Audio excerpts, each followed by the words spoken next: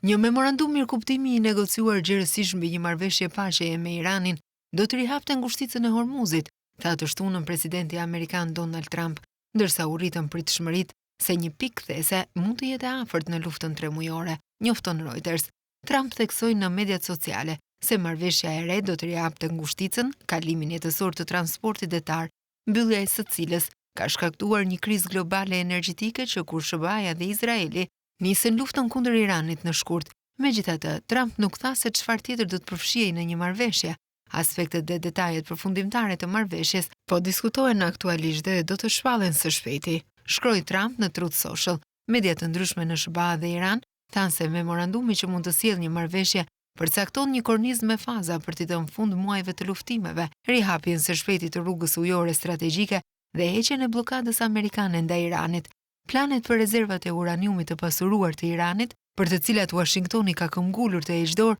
do të negociohen brenda 30 deri në 60 ditë, bëjnë të ditur mediat. Sekretari amerikan i shtetit Marco Rubio në një vizitë në Indi tha se shumë lajme mbi Iranin mund të vinë së shpejti dhe se ekziston mundësia e lajmeve të mira për ngushticën. Ndërkohë, negociatori kryesor i Iranit, Mohammed Kalibaf, i tha shefit të ushtrisë pakistaneze Asim Munir gjatë bisedimeve në Teheran të shtunën se SBA-ja nuk po tregojë e sinqert në negociata për t'i dhënë fund luftës dhe se Irani nuk do të bënte kompromis për të drejtat e tij kombëtare, raportoi televizioni shtetror iranian.